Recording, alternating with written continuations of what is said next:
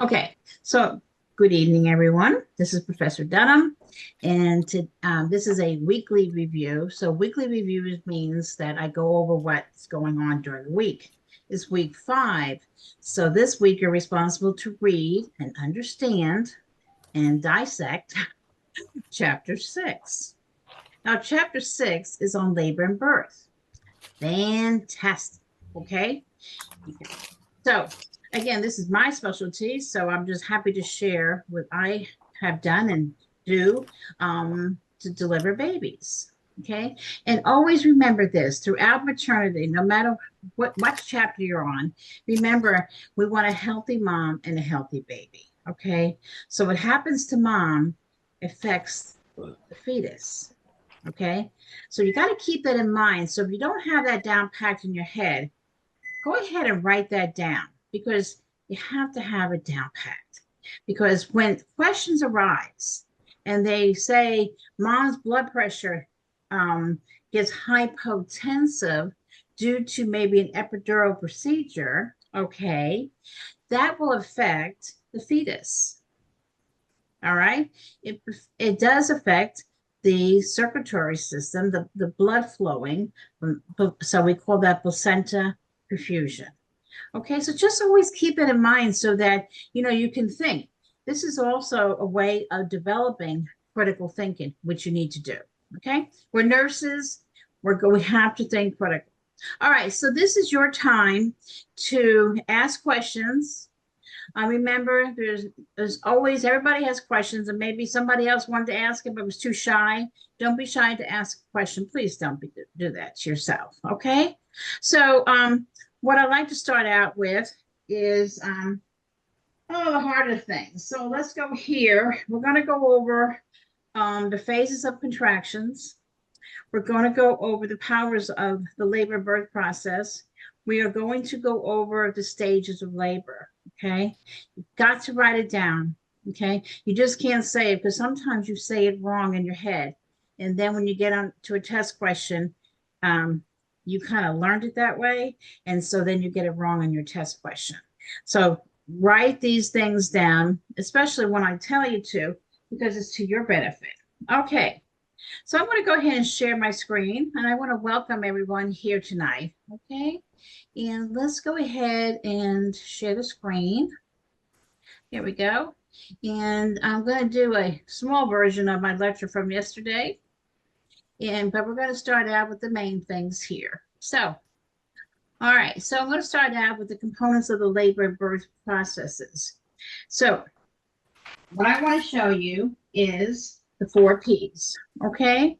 So we know the 4 P's. We've been studying these, and sometimes we refer to them as the 5 P's. Okay. So the first P we're going to go over would be the contractions, which is the power. Write that down. Power. The contractions. Understand. Very important to understand that a woman needs contractions to dilate and efface the cervix. Period. A woman needs contractions when it comes to the pushing stage, which is the second stage of labor, that she needs the contractions to help her push this baby out. And you're talking about a pretty good sized human being coming out of another human being. She needs a lot of help. She needs a lot of power from these contractions. Okay, the next P is called the passage or the passageway. That's the patient's pelvis. Remember we talked about those bony pelvises? And you have two portions of the pelvis. You have the true pelvis and you have the false pelvis. The true pelvis is the pelvis that we're going to talk about because that's the one involved in the childbirth process. Okay. All right. And then you have the passenger. Now, the passenger is the fetus. He's got to make his way down the passageway through mom's pelvis to be birthed. And he goes through the mechanisms of labor, or what we call the cardinal functions of the labor process. Okay, so we'll go over that, and then you have the psychic. Now, the psychic is very, very important in the labor process because this is the emotional state of the patient. All right. So if she has very limited support in the room, a lot of the L&D nurses, we do, that's part of our job. We do give support, but sometimes we have two patients that are actually laboring. So we count on the support person in the room. And if she doesn't, she can always hire a support person, and that's called a doula. Write that term down, doula, DOULA. And these are women who have gone through some training and get certified, and are able now to be an advocate for the patient. She is not a L&D nurse. She is not the doctor. She cannot deliver babies, but she can be there to give emotional support to the patient. Okay, because you might see that again. All righty. So let's start with contractions. Okay, so sometimes when they're in pending labor, that means labor is starting to come. They can have what we call Braxton Hicks contractions. These are irregular contractions. Okay, so they hurt. Believe me, I've had patients come in crying because they were having these irregular contractions and they thought they were just in labor, and then they had to be sent home because they were having Braxton Hicks.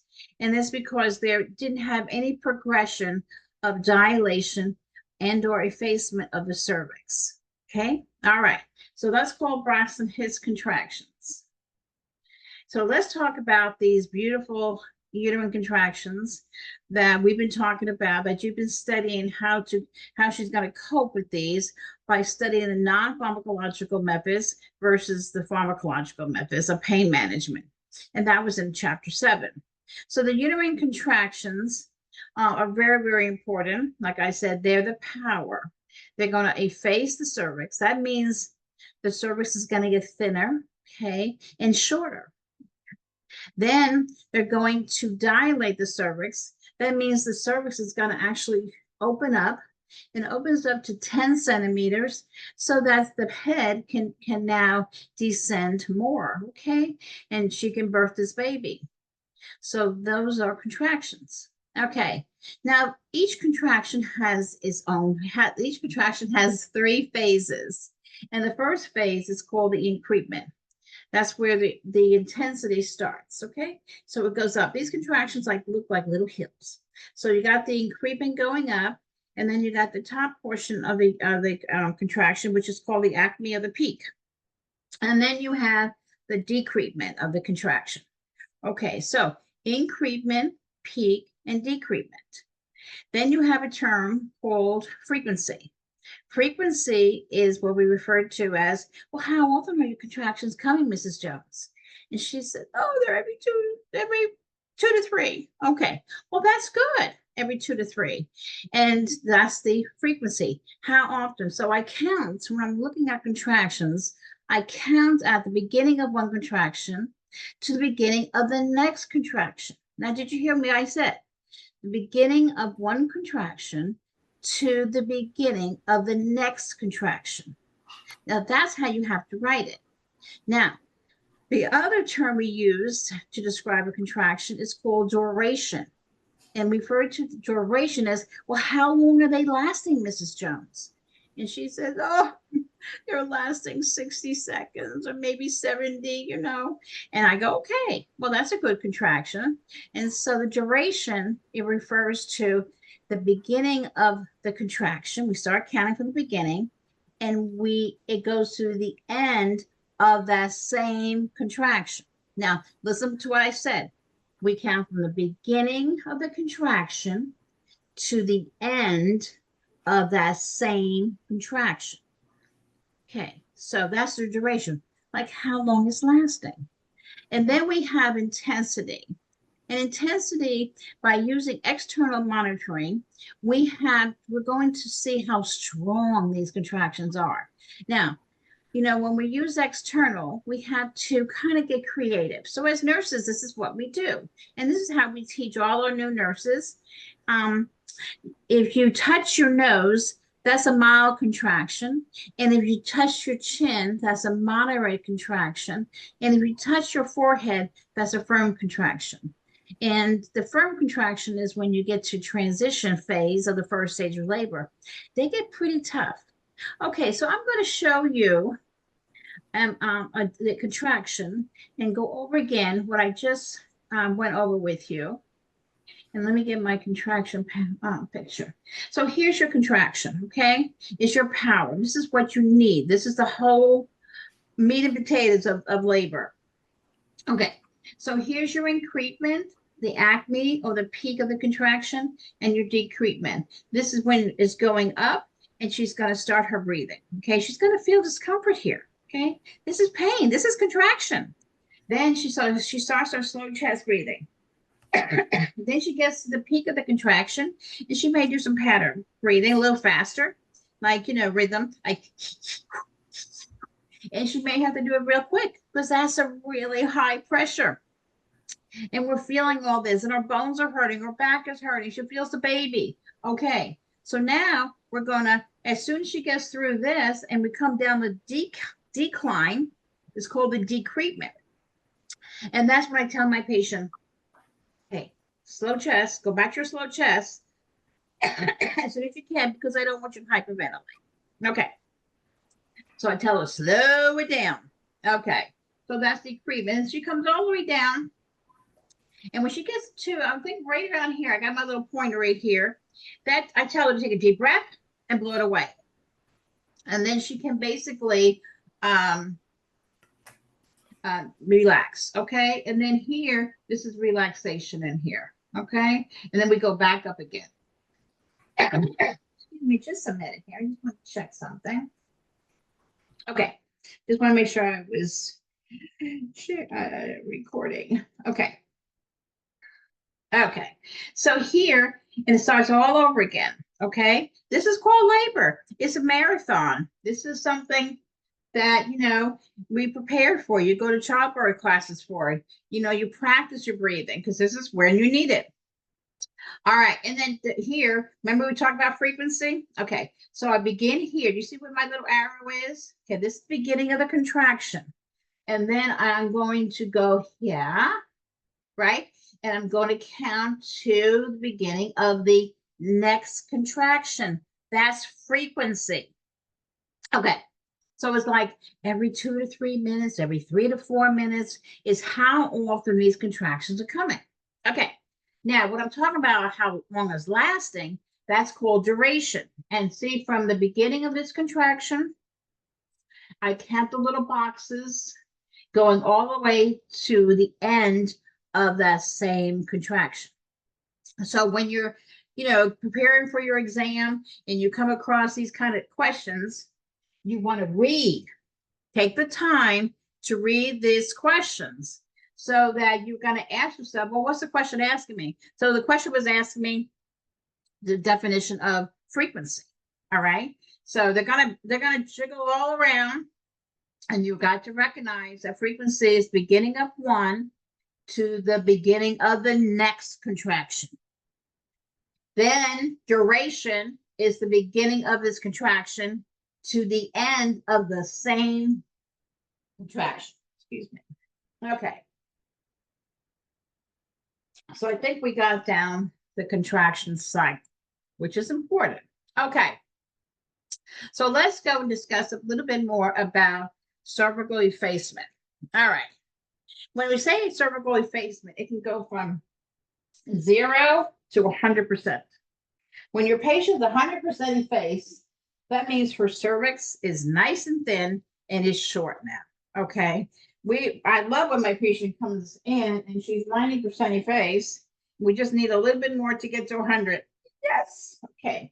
Because once they get, let me tell you, once patient gets nice and soft and her cervix is thin and is short, then cervical dilation can occur much faster and much easier. It does. Okay. Now here, let me get my pointer. So I want to show you here. So this is how we start out. So you can see there's two osses, okay? You have an external os and you have an internal os, okay? So here, the external os is that's what it means. It's external. Then you have your cervical cavity. So see right here? Okay. And then this in here would be where your mucus plug would be. Okay. But we lost the mucus plug. Remember, you lose it before you go into the labor process. And then you have your internal os. When she starts having contractions, the effacement, this in this here, will get thinner. Okay. So we want that to get thinner. And what happens, just like it shows here, your external os starts to open up. Okay, that's what we want. We need to open up. And then your internal os starts to go up. Okay, remember, right? Kind of draw this on your piece of paper. Okay, it has to go up because the head has to come down. Okay, all right. So then we have the external os, and so it's getting really nice and open and thin. And here's your internal os. You can see it's going up, and everything is starting to open, just like a rose. Okay. Then here you see as she has contractions. Now that she starts to dilate, she gets more effaced. All right. So now you see the external os is nice and wide open. This is what we're checking. And then here's your internal os. And then here you can see here now how the internal os is way high. It's all effaced. It's all thinned out. And it's made a nice, what we call kind of a nice cushion for this baby to descend down and be birthed. Okay. And so here's your external os. Okay. So now we're wide open. We're ready to what? To maybe push. Okay. So this is a lot of work that the woman has to do while she's in labor. That's why it's called labor. Okay. It's not called fun time. It's called labor because that's what it is. And this is what's happening. So this is why she's having the pain. Okay. This is why you have to offer her, if she doesn't want medication and she wants an unmedicated birth. That's why you talk about effleurage, hydrotherapy, diversion, distraction,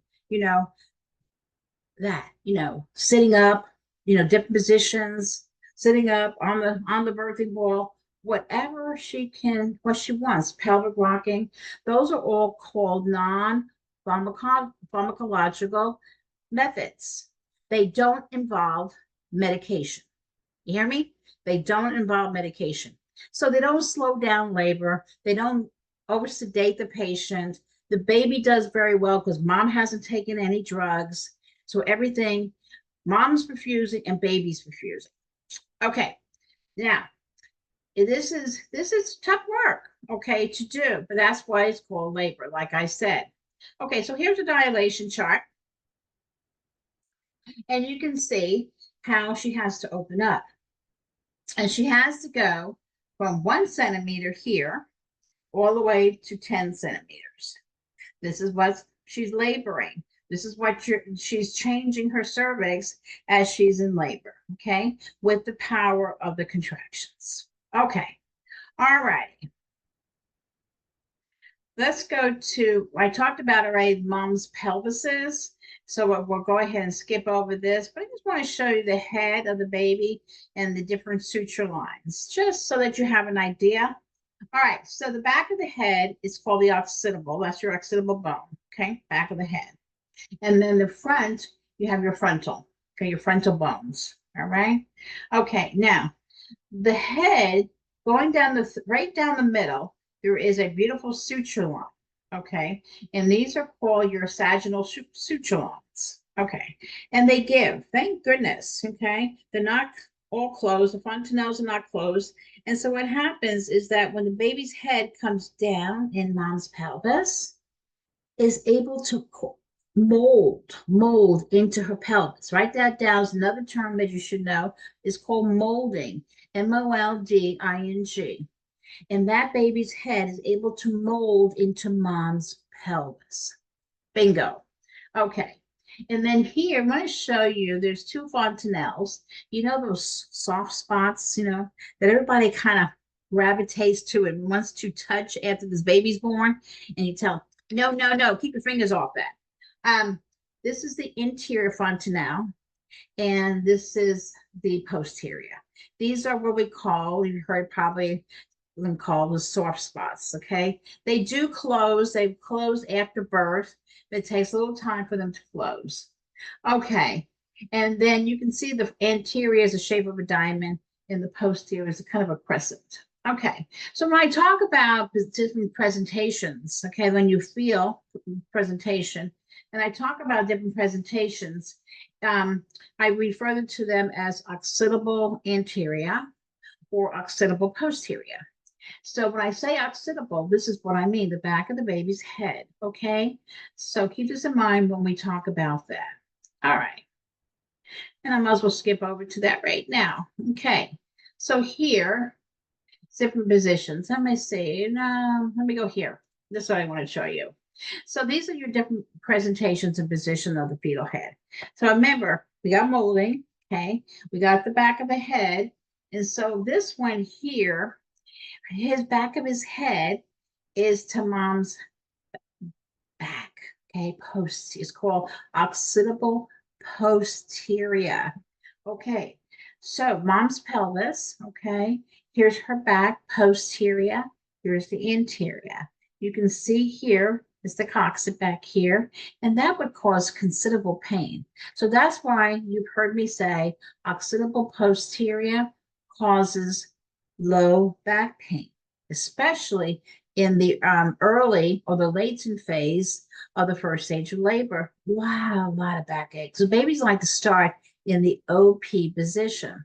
And then as mom labors, the baby's head can turn. Alrighty, so that's occipital posterior. Now, I like it when my patient comes in and she's like OA. That means occipital interior. The back of the baby's head is now facing to mom's interior. Bingo, beautiful. You can see the difference. This baby, if you look at it, you can see his chin is actually sticking up, okay?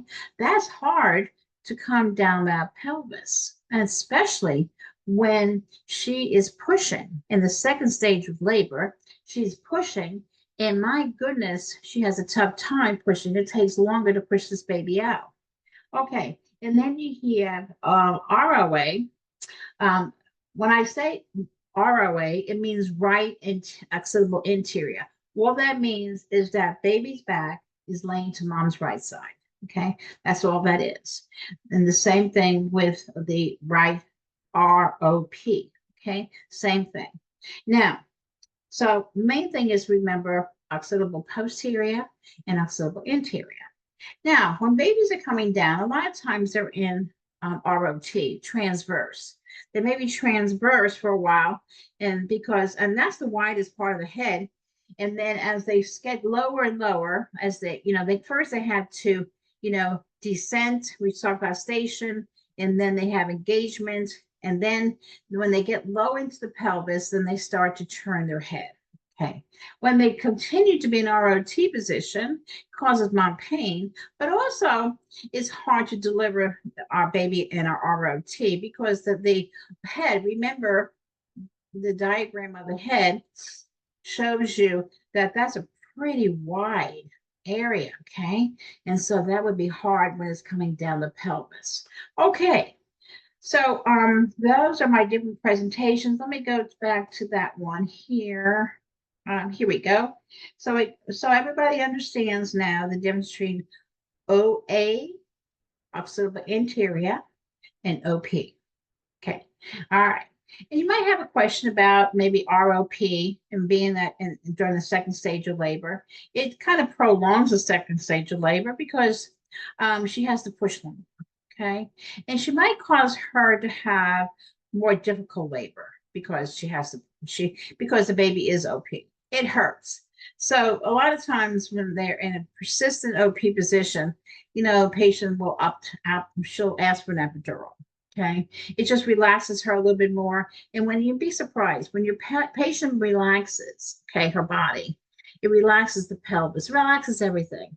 And so then the pelvis is able to relax and it actually kind of allows more room for this baby to descend. And we love that. And a lot of times she'll dilate a lot nice and quicker because she is relaxed. Okay. Alrighty. So let me go back here to show you different presentations here. And so I want to show you here a shoulder presentation, okay? You can see the shoulder is presenting. When I say presentation, is what's presenting in the pelvis, all right? So in this one, you have a shoulder that's presenting. So there's a shoulder presentation. And we call that baby is laying in a transverse lie. Okay, so this one here, Mr. Frame Breach. Okay, that's how I learned it. It just stuck with me. But he is in a position with his legs up to his head, and he's just saying hello to the world. I got it all here. See what I got. And what's presenting in the lower part of the cervix here in her pelvis is his buttocks. Okay, so that's a breach. Okay, that's a breach. Miss Dunham, Yes. not to interrupt you, did the recording stop for you also just now? I hope not. Let me just check. It stopped for me for a good like 2-3 minutes and then it came back on. Okay, it's recording. All right. You're okay, no problem. That's why I checked it before to make sure that it was recording. Okay. All righty. Good. It's always good to be safe, especially when we're doing this. Okay. All right. Let me go here. So I just wanted to show you, and then here's your breech, okay? And I tell you, over in England, they do deliver breeches. They are trained to deliver them. We were trained here in the United States, going back and way back, of course. And then back in, I say, 1984, they really started to do C-sections more on the breeches. And the reason why is because Mr. Lawyer was sitting outside the door. Okay. So that's why, yeah. And then here, you have a single footling breech, okay? And what's presenting again would be a leg, okay? So she's quite dilated, the leg is coming through. And this does happen. Let me tell you, I've been on lots of deliveries and checked a lot of ladies and felt a lot of different presentations. I have felt a shoulder. I had a baby grab onto my fingers when I was checking the mom. I've had a lot of breaches. Okay. And what you're feeling when you do a breach is very soft. It's not the hard head that I like. When I know it's hard head, I know she's in a cephalic presentation. All right. Okay, so the main thing is no matter what position this baby's in, and even in these positions, she's gonna be sectioned, okay? Because we gotta get the baby out. And we want a healthy baby with a healthy, that's the main thing. All righty. Does anybody have any question over the different presentations or positions of the fetus in utero? So everybody's pretty good on all that. Okay, I want to make sure. All righty. So we talked a lot in the classroom about psychic and how it influenced the course of labor. Let me tell you, it certainly does. Okay. All right, let me go here. Let's go over some signs of impending labor. That means pending labor. What's happening? Is she going to go into labor pretty soon? And these are some good signs. Braxton Hicks, I already told you about. These are irregular contractions. The body is like starting to get ready, rev up, okay? And then she does have some increased vaginal discharge. She might have bloody show, which is a mixture of blood and mucus. It's real thickish, okay? Remember, that's okay, because remember something, that cervix that we talked about has to open up, right? The cervix is a very vascular area. That means it has a lot of blood vessels, okay? And so when it starts to open up, it's going to shed blood. And then, of course, there's a lot of mucus and lubrication in this area during pregnancy. And so the mucus with the blood comes down and it looks like it's a combination, as we call that bloody show. That is okay because she's in labor, or she's going to go into labor. And so that's okay. That's a good sign. That's a positive sign. And then, of course, everybody, if she has ruptured membranes, okay, when the back water breaks, okay, and we call it ROM, rupture of membranes, she is now committed to labor. And if she doesn't go into spontaneous labor, that's where we said it runs into a complication that we discussed last week. We'll have to induce the patient. That means we have to bring her in, get her IV, and get Pitocin going so that we can induce, give her contractions. And when you give Pitocin, let me be honest with y'all, when we give Pitocin, we give it milliunits. So we just mimic labor, okay? We don't give like, let's give her a bolus of Pitocin. No, no, no, because you could rupture her uterus doing that. So what we do is we mimic labor and we give it in milliunits. And that's where when she's on Pitocin, she's on the continuous electronic monitoring, okay? Because we have to make sure that our contractions don't become hyper stimulant. That means too many contractions. We don't want that because, again, you could cause her uterus to rupture. Okay, all righty.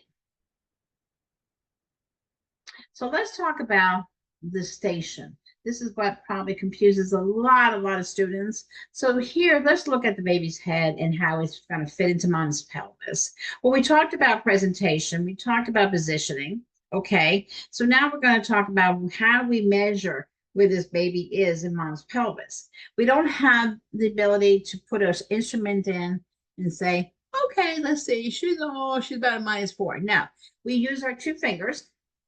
And what we're going to do is we're going to go up through the cervix, check her, to her dilation.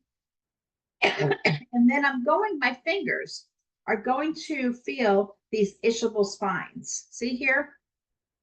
We call these bony prominences. All right. And they stick out, guys. Okay. And you can feel them. And then that's our landmark. All right. So these ischial spines are 0 station. See here, 0 station. Okay. And then we know that anything above the ischial spine is a minus, like -1, -2, -3, -4, and -4, 5. -4 and 5, the baby is really high and probably floating. Okay. And then on my next patient, say I check her, I find the ischial spines, and now I feel the head pretty low. I'm at a 0 station here, and I said, "Oh, wow, she's below the ischial spine." So we're in a +1 or +2, and then as she labors, then she's going to keep coming down. And when you start out, she'll probably feel if she comes in and she's in a +1 station, the baby's head is in +1, should say, she'll feel a lot of pressure. And that's what they usually tell me, I'm feeling a lot of pressure, nurse. I go, okay, let me check you real quick here because I need to know how dilated you are.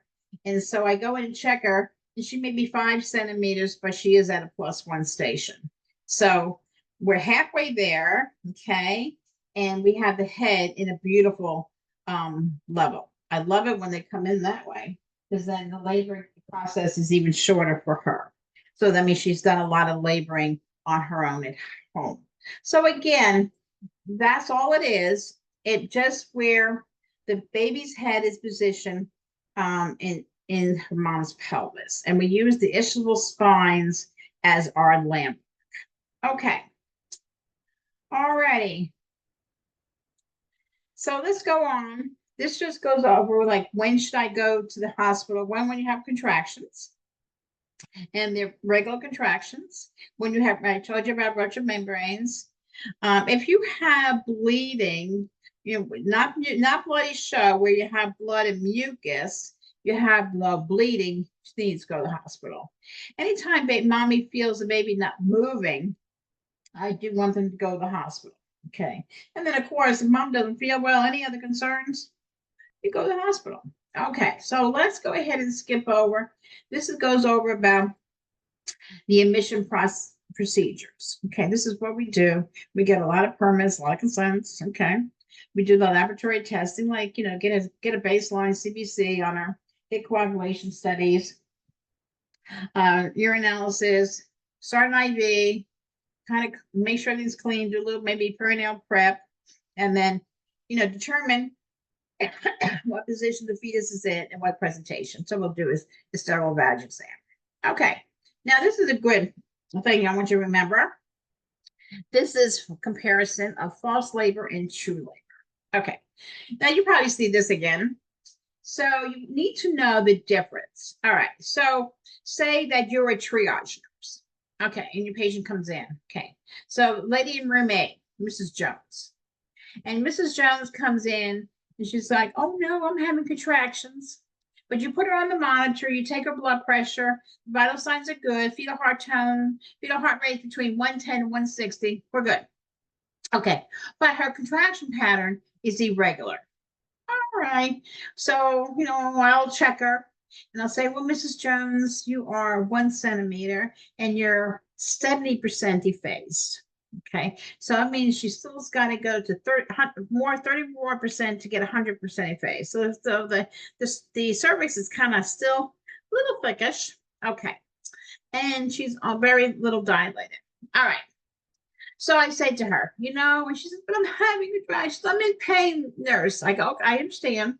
So I said, I'll send you out walking and let's see how the contractions do. If they increase in intensity, that's good. If they, enhance if they increase and they enhance your progression of labor, that's great. So go out walking. So she goes out walking for 30 minutes. And she comes back in. I check fetal heart rate. Everything's still good. I send her back out walking for another 30 because I have to get at least an hour to see if she changed the cervix. All right. So she goes back out and she comes back and I said, well, how are the contractions, Mrs. Jones? And she says, oh, they kind of space really far out. They're really not much at all anymore. I go, okay. So what we do is so when you send her out, the walking actually relieves the contractions. And then I check her. And then I had to tell her there's no change in the effacement or dilation of your cervix. And she looks at me and she's like crying, and I said, do me a favor, everything is fine, you're fine, baby's fine, go home, take a shower, relax, try to get a little sleep, and I'll probably see you later on or tomorrow. Okay, because she's starting to rev up. She's not there yet. So she is in what we call false labor. Okay, so unfortunately, they have to do it. But sometimes they go home, guys, and they get a good night's sleep. They go home, they sleep. I mean, a long time ago, we used to give them something to sleep by, and they used to come back the next day in good labor. Okay, all right. So that's not too bad, but you have to be very positive, and you always have to show, okay, there's a light at the end of this tunnel, but we're not there yet. Okay. All right. And then the other lady in the other room 2, she is having contractions. They have more of a regular pattern when you see that on the monitor. You send her out walking because the same thing you're going to do because you're triaging her to see if you're going to keep her. So you go ahead, send her out walking, and she comes back in. The contractions have increased. Oh, isn't that wonderful? She says, oh, my back is hurting me. Okay. And then she says, I had some little blood or mucus showing down my leg when I was walking in the halls. It was kind of embarrassing. And I go, I understand. That's okay. But that's a good sign. And I always tell my patients, everybody on this floor knows that. Okay. So don't be embarrassed. And then, of course, I check her and she has made significant changes in her cervix, either effacement or dilation. Now, that lady is in true labor. Guess what? She gets to stay and we're going to have a birthday. All right. So that's how we determine false and true labor. So, okay. We're going to go on here. So let's go ahead and talk about what our responsibilities are as a nurse before she gives birth. So again, during the labor and birth process, you're always, guys, going to be monitoring the fetus. That's our standard of care. So you're going to be on electronic fetal monitoring, and it's because we have to always know what the baby's doing, because the baby actually, and I know this might sound funny to you, and I understand it, but that's the way that fetus that's inside is actually going to talk to us, okay? And let us know, I'm okay, nurse, I'm getting enough oxygen, okay? Because my fetal heart rate is acelling, is going up, okay? When a baby's heart rate has decelerations, okay, they're in trouble. They're going, hey, do something to mom, position her differently, but nurse, I need help because I'm not getting the blood perfusion I need. Remember, in the blood, it carries oxygen. So that's the way the baby's talking to us. And then we always are monitoring our laboring woman. You know, we're monitoring her blood pressure, make sure it stays stable, her heart rate, because the heart rate can go up during the labor because she's working really hard. Again, it's called labor. And then we'll keep an eye on mom, keep an eye on the fetus. And then our responsibility too is to help her cope with labor so that she can get through this labor and birth process. Okay, so let's talk about this electronic fetal monitoring I'm talking about. And then remember, if you don't know the fetal heart rate, write this down, is 110 to 160. Anything below 110 would be bradycardia. Anything greater than 160 is tachycardia. Okay. All right. So here's the fetal monitor. And so let me make a nice picture for you. So let me get my marker. So this is a EULA packet, as you can see. And so here's the fetal heart rate. Now, yes, it's on the low side, is 113, but we're still within our parameters. Remember, 110 to 160. This number here is would be the contractions. Right now it's at 22. That's because she's relaxing. See here, she's in a relaxing mode. So remember that interval between the contractions called relaxation. So that's okay. All right. So it means her uterus did go down, did relax, which is a good thing. All right. And then if you had twins, you have another insert for another electrode here, you would see another fetal heart rate. Okay, now here you see mom's blood pressure. Okay, here's her pulse. So she's working hard, 101. So she's working really hard. Okay, and so we see this, and I tell you, these monitors are great today, and they print up on the monitor strip mom's blood pressure and pulse, so you have it in real time. Now, let me show you every box here. Okay, every box from, see this solid line here? Let me go here. See the solid line here to this solid line here? This box right here, that's 1 minute. Okay, and every little boxes are 10 seconds. So 10, 20, 30, 40, must be 50, 60. I can't see this too well. Okay, and so, and every panel has a number. Okay, here's the numbers over here. See these numbers over here? Everyone has a number, all right? So you can never give a portion of the strip to the patient. Now, a lot of times they'll ask for it, and you say no. And they go, why not?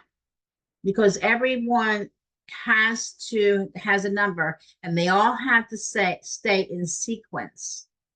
Because if a lawyer, if there's a negative outcome to this labor and birth, there'll be a lawyer, and the lawyer is going to subpoena the fetal heart monitor strips. Okay, and if there's a missing panel, okay, that's a red flag. Okay, and you could lose a case because there's a missing panel. All right, they'll say, what you trying to hide? What's the physician trying to hide? And so you could lose your case. So that's why we never tear off a strip to give to a patient. Okay, now getting back here to the monitor, fetal heart rate. So the top here is baby.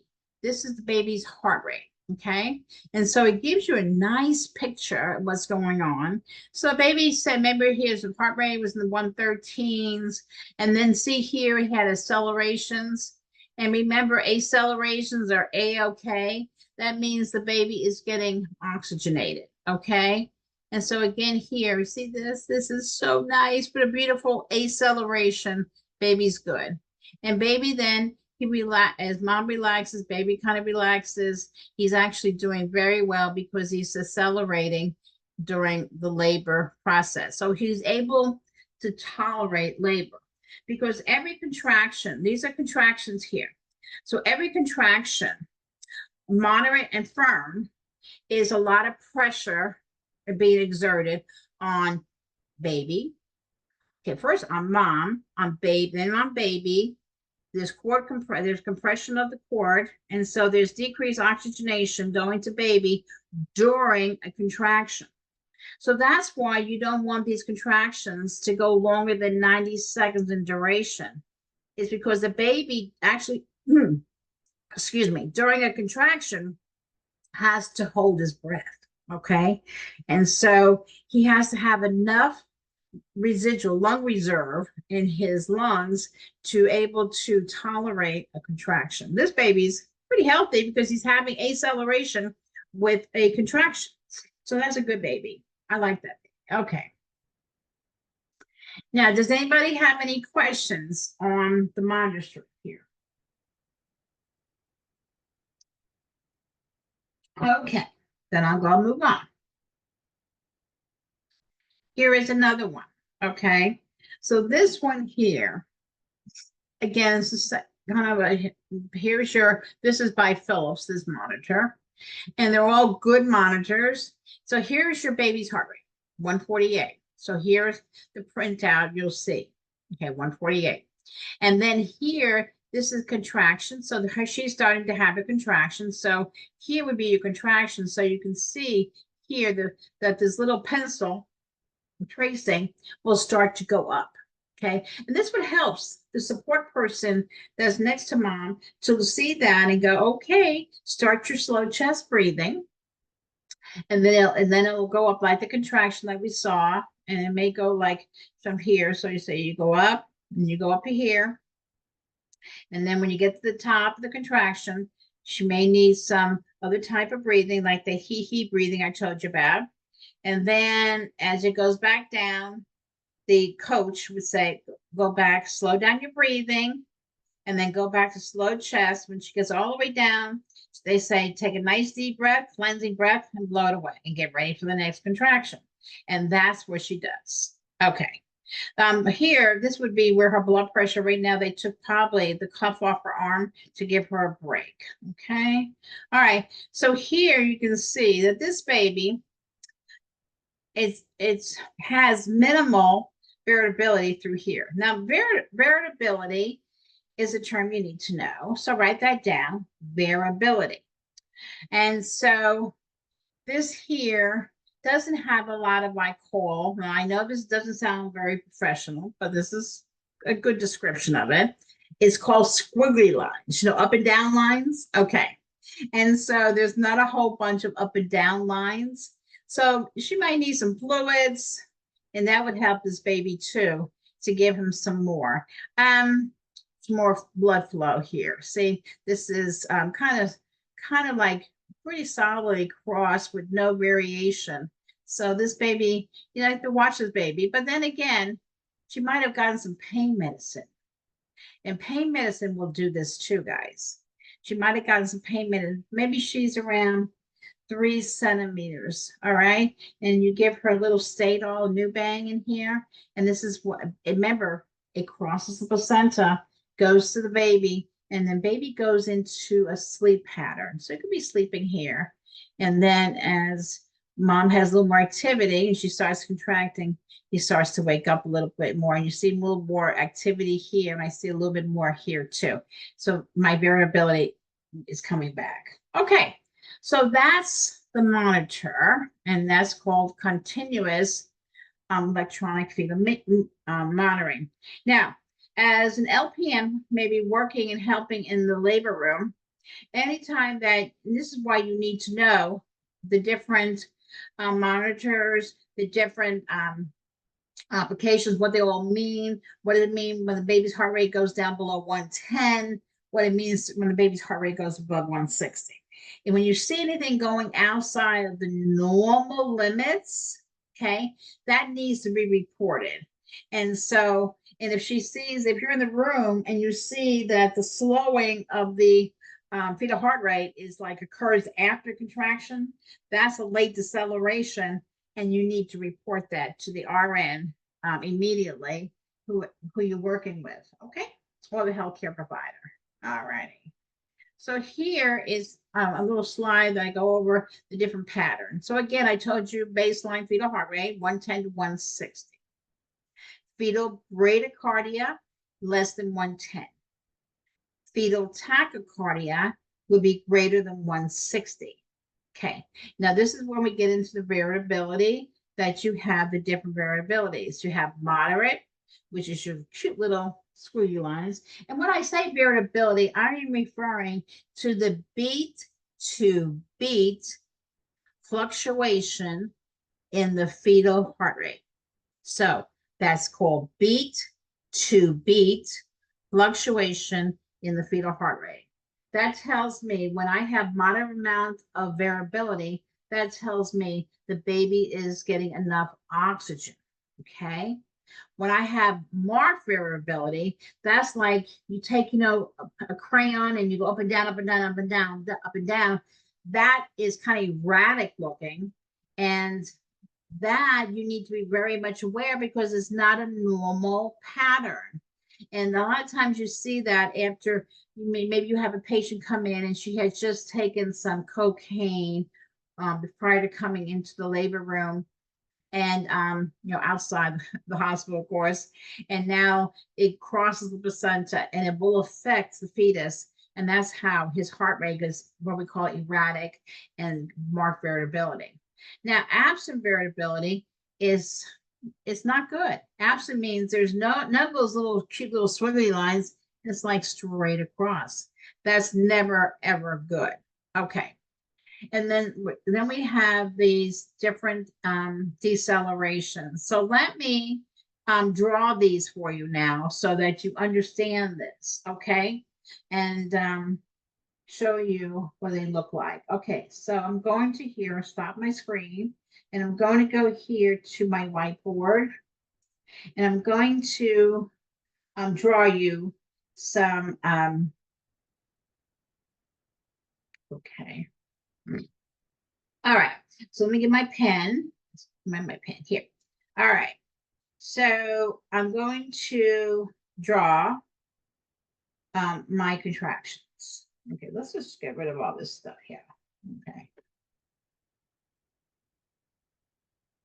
Yeah, go back to my whiteboard. It's great. Okay, here we go. All right. Okay. That's kind of weird here. Okay, let's get rid of that. Okay, I'm trying to make more room here.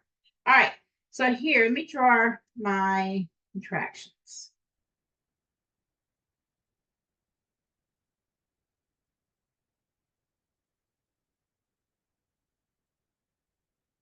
Okay, now, everybody can see my everybody see my whiteboard?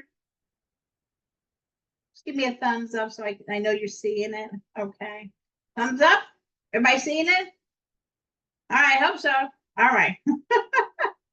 All right. So, all right. So now, say you have a patient. Let's talk about this patient. She comes in and she had a baseline fetal heart rate of 120. That's really great. Okay. And all of a sudden she starts, so here she is, and she's got, I'm looking at my little squiggly lines. I have not good nice variability, moderate variability, right? Okay. And then all of a sudden, out of the blue, baby maybe turned onto his cord, and all of a sudden I have a sudden drop. Okay, with a very abrupt recovery, and should we come back to squiggly lines? Okay, and he might do it again. There's a sudden drop, and he might say, oh, and then he might let go. So then his heart rate starts to come back up, and then he grabs his cord again, and then it goes down again, and then he has a recovery. Okay, so this is called a variable. So write that down, variable. All right, variable is a sudden drop in the fetal heart rate with a quick recovery back to baseline. And then he does really good. And then he grabs onto his cord again, or maybe mom's position is not good for him. So his heart rate goes down. And remember, what mom does affect the fetus. So variables are either a V, or they can be a W, or they can be the shape of a U. That's why they're called variables, is because they vary. All right. So those can happen. Now, variables are caused by cord compression. Remember I said the baby may grab onto his cord, or maybe mom position is causing cord compression inside, and the baby's telling us, hey nurse, turn her over because I need more oxygen. And so this is what we see variables. Okay. Does everybody understand this? Variables. Has a lot to do with position of mom. All right. Now the next one I want to discuss with you, let me get rid of this, would be early decelerations. Okay, now early decelerations it's not a bad thing. It's kind of falls under, people put it under reassuring pattern. It looks like this. So you have a baseline of 120. Then she has a contraction. And when she has a contraction, baby's heart rate goes down and then comes back up it. Okay? Okay, here we go. And she may have another one. May go down during a contraction and comes back up. Okay. So these are called early decelerations. Okay. Early decelerations means that the lowest portion of the decel is right along with the peak of the contraction. All right. Early deceleration happens because the head is being compressed. So she has head compression. See, head compression, baby's coming down. So when I see this in my labor room, I'm going, oh, this would be great, because I need to check her, because the baby is starting to come down, which is a good thing, and we're getting closer to delivery. So early decelerations is caused by head compression. The baby is pressing down, and it's just like a vasovagal response, you know, the blood pressure goes down in mom, well, the baby's heart rate goes down in utero. So you can see that, okay? Okay, so this is all right. My patient has earlies, I'm okay. That's called what? Head compression. All right. Now, everybody understand about head compression? Okay. Now, the next term is called late decelerations. Now, remember, it's never good to be late. I sent out a cartoon that says it's good to be early, but it's never good to be late. And it's true. So when mommy is having late decelerations, this baby is telling you, hey, nurse, get me out of here. This is not good for me. So what do you see? You see a baseline maybe here, and all of a sudden it's going around. You see maybe a little less squiggly lines, and all of a sudden she has a contraction, but after the contraction, she has a deceleration. And it comes back up. And then she has the next contraction. Okay. And you see, I'm losing variability. And after the contraction, what I say after, say the word after the contraction. After the contraction. After the contraction, she has another deceleration. See here? Goes down. Okay. All right. And then she may have another one. And this baby is trying to tell me, and I'm losing variability, I'm in trouble, nurse. I'm in big trouble. Get me out before I'm going to die. All right? So, again, this is late deceleration. Serena, do you have a question? Okay. No, I don't. Can you see Okay. me? Oh, you can see my Yeah, you're sorry. I thought maybe you had a question. Okay, No. so late decelerations, see here, it's occurring when? After the contraction. Say it with me. It's occurring after the contraction. I know I'm repeating, but I'm doing it for a reason. It's the heart rate goes down after the contraction. Okay. This is caused by uterine placenta insufficiency. Okay. That means the uterus and the placenta, they're not talking. They're not perfusing well. They're, oxygen is not being shared. There's a decrease in perfusion, there's a decrease in oxygenation. Therefore, this baby is not getting what he needs to survive in utero. He needs that. So if we don't do anything for this baby will eventually have absent variability and will go down, and it's out, it's dead. So late deceleration, they're not good. It's an ominous sign, we say, that it's never good. We have a problem. Okay. And if she is not very well dilated, if she's like 5 or even 6 centimeters and she's having recurrent lates, we're to the OR. Okay. We should go straight to the OR. Okay. We got to get this baby out. This baby's not going to survive. Okay. So how you learned it was to learn the term veal chop. So we're going to do this now. We got V and we got E. So write this down. Even if you wrote it down yesterday, write it down today. You got to understand it in order to be able to answer questions. Okay? Because they're not going to come out and say, well, V stands for what? No, they're going to give you a scenario and you have to interpret that. Okay, so V, well, we're going to do that now. V is variables. Okay, variables, like I showed you, vary, and they're caused by cord compression. Okay, E stands for early deceleration, and they occur because of the head coming down, head compression. Now my A stands for acceleration, and that is good. That means my baby is getting oxygen. Okay, he's oxygenated, put it that way. L stands for late, like I showed you. It occurs, the deceleration occurs after the contraction, and that's caused by uterine placenta, which is P for placenta, in insufficiency. All right. I think we got this now. All right.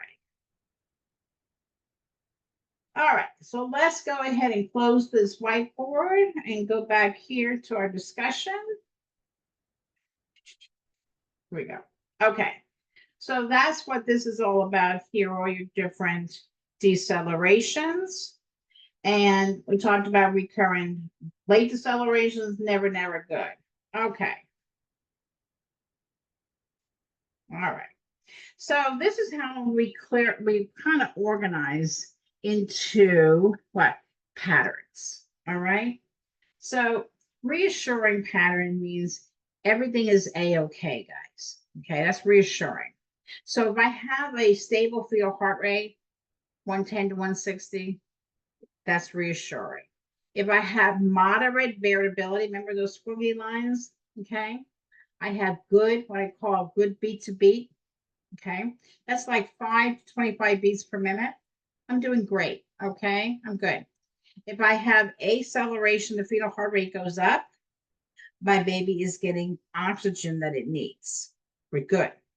If I have uterine contractions that are like the frequency that come about every 2 to 3 minutes I told you about, and duration is less than 90 seconds, I'm good.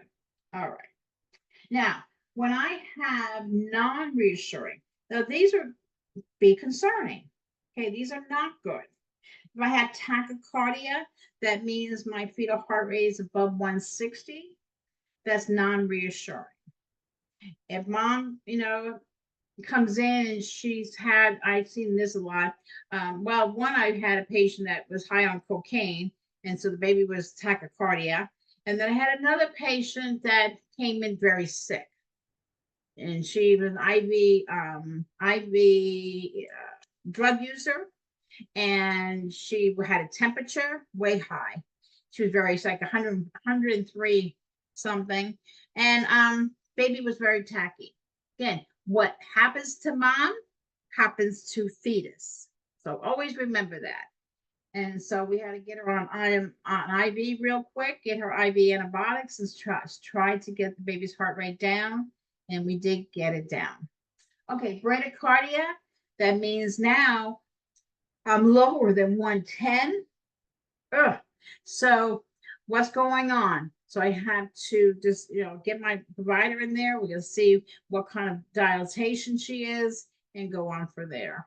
Okay. A lot of times too, if they ingest anything, they can come in with bradycardia. All right, if I have decrease or absent variability, that again is a non-reassuring pattern. Those are those little fluctuations in the fetal heart rate. So that's not good. That means my baby's in trouble. All right, and late decelerations is uterine placenta insufficiency. They occur after contraction, a very bad sign, and that needs to be taken care of very well. Now here, they put variable decels, but variables can be over here too under reassuring, but it's all according to how long the variables are.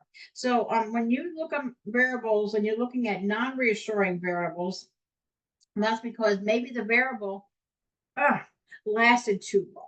It was called a prolonged variable deceleration, and that can be dangerous too. All right, so let me show you an example here of late decelerations. So again, remember I talked about the squiggly lines? We'll see here. Okay, so here, this baby has some squiggly lines, which is good. Here's heart rate went up a little bit. So it looks okay in here. Okay, had a little cell there. So according to what is baseline, it's hard to turn baseline. Looks like we hear about 170. So this is not a good strip. Remember, 170 is tachycardia. And so he's all over the place. And here he's got fetal movement. That's fetal movement. It looks like mom's pushing here. And then here, you see this?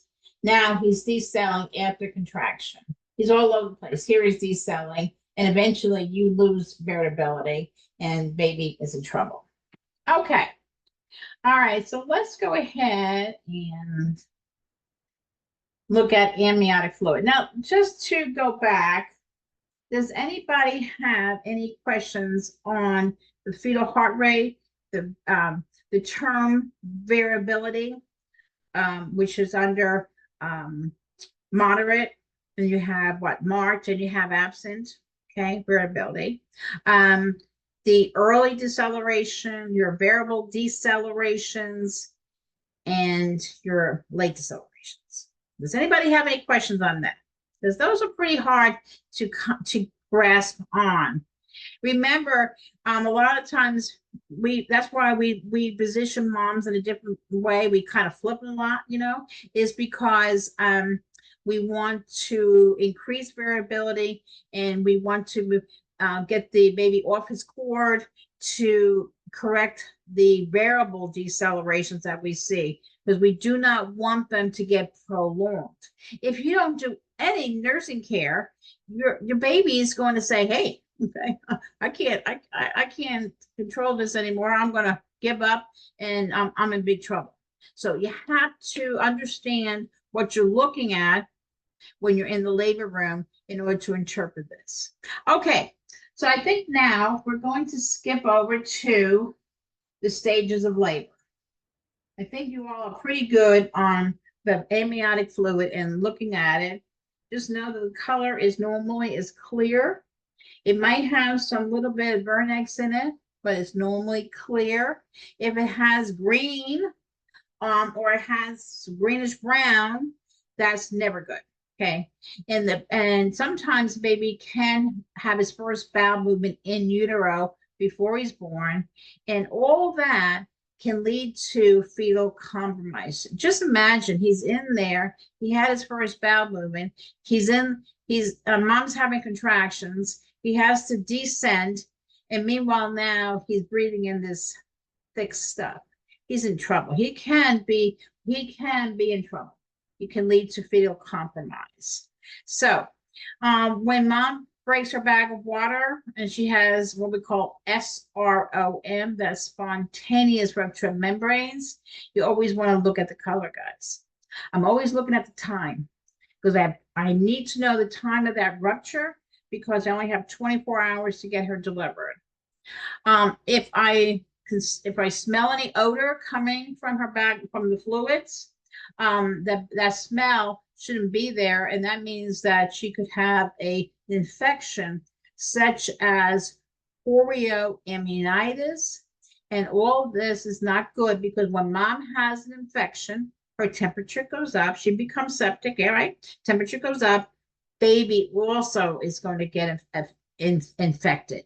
So when you're looking at and assessing her ruptured membranes, you always want to take note to the amount. Okay, does she have a large amount? Does she have a moderate amount? Or does she have a scant? Okay, it's good to know because a large amount, that means the baby's head could be very high. Could be, remember the station? It could be like at a -3, so there was plenty of room for that water to come out. See what I mean? Okay, so I need to know if it was scant, that means the head probably is lower in the uterus, in the pelvis there. And so when that happens, then only a little bit of water seeped down. So that's why you take note to the amount of amniotic fluid. Okay. All right. So again, when you're going to always monitor the mom, your patient. That's our responsibility. We're always going to monitor her vital signs to make sure, but watch the blood pressure, respirations, and temperature, okay, and her heart rate, all right? And her SO2s, of course. Then you're always going to monitor her contractions, okay, to see what the contractions are beginning in the beginning of labor and see how she progresses through labor, okay? And then, of course, INO, because you get a lot of fluid in labor.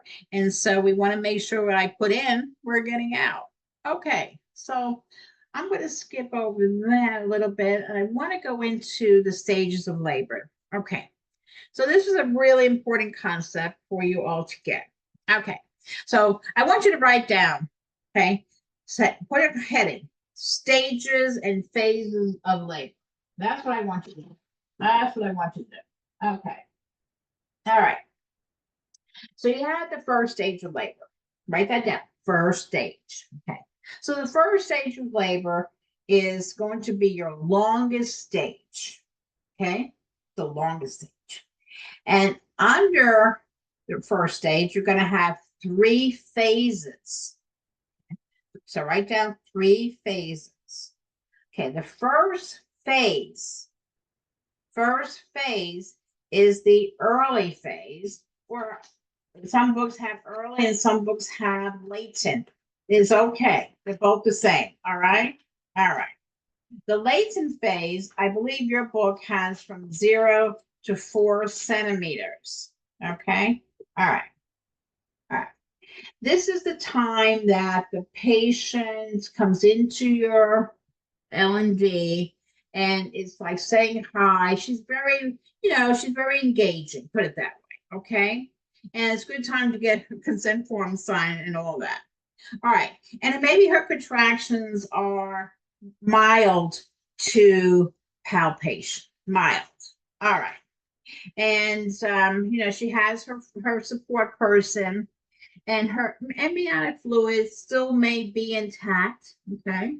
Which is good because, amniotic fluid actually cushions, right? The purpose of amniotic fluid, it helps to cushion fetus, but during labor, it helps the cushion mom too, okay, in a way, because the baby, the mom doesn't feel the pressure of the head because the amniotic fluid is absorbing some of this, actually not the cushion. So it's kind of nice. And she may break her back during that time. All right. And then she may have some bloody show, okay, during this time of the latent phase. And then the contractions, they might be every 8 minutes or maybe 10 minutes, 8 to 10, stuff like that. Okay. All right. So like I said, she's talkative and she welcomes any kind of diversion, distraction, exploration. She's really nice. Okay. All right. Now, she's in labor though. So we know that it's going to change. Okay. So now we're going to get more active. So write down number 2, active phase. So the active phase that she's made now dilate between 4 to 7 centimeters. Okay. All right. So I think your book has 4 to 7. Yeah. So anyway, she gets her contractions are more closer together. The frequency is closer together. The duration is lasting longer. The intensity of the contractions when you palpate, maybe like your chin, maybe moderate. Okay. So you see there is difference how it's changing now. Now she might get a little more agitated during this time. You need to really focus on her breathing. Now, if she wants an epidural, this is a good time to get an epidural. Okay, because this is where she does all the really tough laboring. Is she's going to open up and the head's going to come down. Okay, so that is the active phase.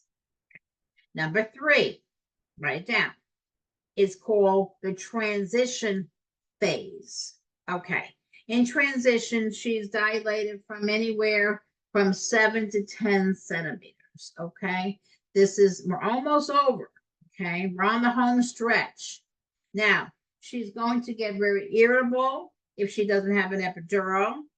This is where a lot of daddies get choked during the transition. It's because the contractions now, they're like your forehead, they're firm. Okay, and you can't blame her. The duration of the contraction could be from anywhere from 60 to 90 seconds in duration. That's a good contraction. The frequency would be like maybe every 2 to 3 minutes. Okay, usually around every 2, and some maybe 3. And she needs to breathe. Okay, and so it's a pretty tough time. Okay, you get her through that, and now she's reached 10 centimeters. Yay! So now we have completed the first stage of labor. So now we're going to enter into the second stage of labor where she's 10 centimeters and we can start pushing. Okay. And so it can last from anywhere from 3 minutes to 2 hours. It's all according to how that baby is, what kind of position that baby's in. And hopefully he's in a occipital anterior position. Yes, Sasha. I thought it was 30 minutes to 2 hours. Oh, yeah. I'm sorry. Yeah, 30 minutes to 2 hours. Thank you. Thank you. Yeah, I wish it was 3 minutes. Okay. And then, so for 30 minutes to 2 hours is your second stage. Anyway, what I'm getting at is a position of the baby is very, very important as to how long you're going to be pushing. Now, if you have a occipital posterior position, you're going to have that baby come down, right, the pelvis with his chin up in the air, correct? You're going to push harder and longer. So that's your second stage. The baby actually gets delivered, okay? So write that down. Baby's getting delivered. Okay. Now, now you're finished with the second stage. You delivered your baby, but now you've got to go into the third stage, which is your what? Delivery of your placenta. Now that's where it's 5 to 30 minutes is your placenta. It's a lot shorter, okay? But you can't rush this because if you rush this and you pull on the cord to pull out that placenta, you could leave fragments of the placenta up in the uterus. Not a good thing, because after she delivers, she could hemorrhage to death because you left some pieces of the placenta up. So you want to make sure that the placenta comes out entirely. So the nurse is going to look at the placenta. And the placenta, the mom side is the what? What's the mom side called? The Duncan. Yeah, the Duncan.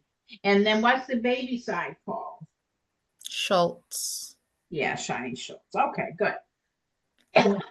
Just check the chat here. Oh, okay, Janelle. Okay, she had to leave. Okay, no problem. I'm almost done, but I wanted to make sure that you understood these stages. Now, the next, after the placenta comes out and you examine the placenta and everything's intact, then you're finished, right? So now she's going to put her legs together, put her legs down, after you clean her up and everything, and now she's entered into the fourth stage of labor. Now, your fourth stage of labor is the recovery, and recovery time can be anywhere from 1 to 2 hours in the LDR, the labor delivery recovery room, okay, before she goes out to the mother baby unit. Okay. And then she enters into a period called the postpartum period, or the puerperium, which is postpartum, and that will last, the postpartum, it will last all the way for 6 weeks. I mean, so she's with you for vaginal delivery, usually about 2 days, and C-section 3 days. Now, depends upon if she is not well, she's going to stay longer, and if she wants to leave the hospital, she can. She can opt out for an early discharge and go. But we try not to, because there's so much that goes on. And we need to make sure that she handles the postpartum period very well. Okay. So those are your stages of labor. Does anybody have any questions on the stages of labor? All right. Okay, so we're just going to go through real quick here, and we're going to wrap this up. So I just wanted to make sure that you all understand what's a VBAC, okay, or a TOLAC. So VBAC is vaginal birth after cesarean, and TOLAC is a trial of labor after cesarean. So main concern, guys, is the uterine scar. What type of uterine scar is there? How did they cut when they had to do the C-section? Was it low segment, low transverse, or was it classical? What, Clarissa? Low transverse. Yeah, low transverse, they can be back. Okay, good. You can never, now write this down, you can never induce, I know you'll see this again, you can never induce a VBAC. Okay, never induce, because if you give her Pitocin, you could rupture her uterus. So that's why, because once you cut, guys, on any organ, you make it weak. All righty, so I think we did pretty good. When your responsibilities during the birth would be helping with the instruments and the equipment, the radiant warmer, doing the scrub, keeping her clean, and there's good pictures in your book on that. Administering medications, maybe giving care to the infant. Hey, assessing the APGAR score, absolutely. And then assessing infant for any kind of abnormalities and examining that placenta. That's why we go over that, so you make sure you understand it. Identifying mother and infant, we're going to write the bands out. I tell you, LPNs help us in the delivery rooms, and this is their role. And so they write out the bands. So 2 bands go on baby, one on, say, on his right wrist and the one on his left ankle. And then we put the security band also. All mommies and babies are identified before leaving in operating room or the labor delivery recovery room, the LDR. Okay. And of course, we're going to promote bonding. All right. So let's just skip here. Let me see what we need to do anything here. We talked about third stage, and we talked about the fourth stage. Okay. All right. The main thing during the fourth stage in that recovery time, I think I want to include this, is you want to assess the fundus of her uterus, okay? The main thing is we want to prevent mommy from having a hemorrhage. That's why we make sure the placenta comes out intact. And so we want to make sure that her fundus of her uterus is firm because she's going to go through a process called involution. And I believe we talk about that next week in the next chapter. So you want to make sure the fundus is firm. And go ahead and put yourself on mute, Clarencia. Fundus is firm. You want to make sure her bladder is empty because if she has a full bladder, it's going to make her bleed more. Make sure that she had it epidural, that the epidural started to wear off as she can feel her legs, because you don't want to ever get somebody up after an epidural because they have a loss of sensation to their legs, so they wouldn't feel their feet when they get up. You always want to give initial care. You're providing initial care to the newborn during that time. You might be putting erythromycin eye ointment in his eyes, okay, and vitamin K. All right. And so you want to go over, the proper way to give the eye ointment. And on page 159, skill 6.6, it shows you exactly how to apply that eye ointment. Okay. And I know Hesse has likes this question. They always ask it, in what kind of fashion does the nurse give the erythromycin eye ointment to the baby to prevent an infection in the eye? And that would be in a ribbon fashion. So a ribbon fashion, you here's my hand, I'm going to show you. So you put it, you start the low conjunctival and you put it in, and then you come down and you go back half. Then you come down and you go back half. And that's called a ribbon fashion, just like when you make a bow, with your ribbons. Okay. So again, that's during the fourth stage. So let me go here. So I think that's about it, guys. We can go over APGAR scoring. So when you do an APGAR scoring, that's like the first score of the baby's life, always that's your first test. All right. So Dr. Virginia APGAR came up with this type of scoring in order to let healthcare providers know, and the nurses to know very quickly how their baby is adapting to extra uterine life. That means life outside of mom's tummy. And so we look at these parameters. We look at heart rate, respiratory effort, muscle tone, reflex, and then skin color.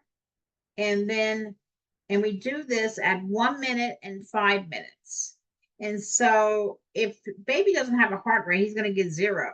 But if he's trying to have a heart rate, and like here, let me show you. If he has and we pull his pulse, and his heart rate is less than 100, he gets a 1. Give him some credit, okay? If his heart rate is greater than 100, give him credit, give him a 2. So we use this little chart here. It kind of is cute because it goes APGAR, and it goes for appearance, goes, which is the color, and then it has your baby's pulse, which is the baby's heart rate, and grimace, which is your irritability, activity, which is your muscle tone, and respiration, which is baby's respiratory effort. It's the same as this, but they put it into like more of a mnemonic to kind of stimulate your memory. Okay, so it's kind of neat to do it that way. So, but remember, it goes from 0 to 1 to 2. All right. So usually when babies are born, they usually get a 1. Their body's usually a pink, but their hands and feet are bluish. Okay. That's called acrocyanosis. Now, that's okay. It's normal and it's okay. It usually he'll start to pink up at least within the first 24 hours. So we're okay. His hands and feet are blue. All right. Acrocyanosis. All right. Now, if he's all pink, gets a 2. A lot of babies at 5 minutes, they've been crying and they're moving. They usually are all pink at about 5 minutes of birth. Okay. Now, pulse is heart rate. If he doesn't have any, you're going to give him a 0. And if he has less than 100, you give him 1. More than 100, give him 2. Now, grimacing, that means he's giving some kind of response. So he has no response, is 0.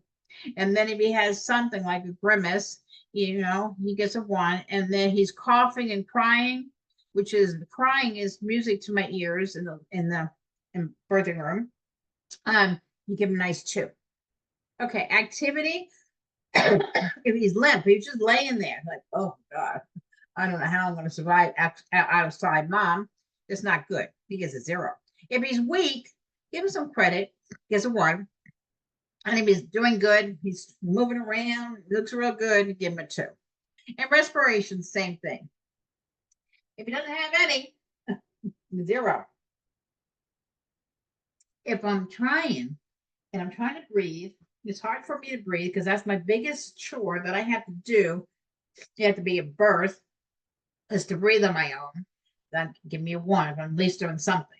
And then if he's good, he's crying. I love my babies when they cry. Then they give him a nice 2. Okay, so this is like, then what level of stimulation, or I say resuscitation, I should say, excuse me, I should do on this baby. Okay, so a score of 7 to 10, your baby's in good shape, folks, because you can see that. If the baby ranges from 4 to 6, he's going to need something. He's going to need some kind of moderate. He may need some good, gentle stimulation. Get that blanket, that warm blanket that you put in the crib, and you have your radiant warmer. It's already on, because babies need warmth when they're born. Otherwise, they go into a condition called cold stress, which is never good for a baby. So you want to have, be ready. So 4 to 6, he's going to need a little bit of respiratory, maybe assistance. Okay. If your baby's in 0 to 3, we need full resuscitation, CPR. You have the NICU team in there, and you are really working on this baby. That's why Dr. Virginia Apgar did that. All righty. So I think we have conquered everything. Make sure that you do read chapter 6. Okay. I keep saying read. And then also read your key points at the end of the chapter. Okay. And then know your key terms at the beginning of the chapter. Okay, guys, I appreciate you all joining me tonight for this weekly review of chapter 6, labor and birth. All right. And I will probably post this video maybe tomorrow, Friday. Okay. And I'll let you have, you can hear me again if you like. Okay. I want to say good night, everybody. And Thanks. Good night. Good night. Good night. Okay. Good night, everyone. Be well. Same.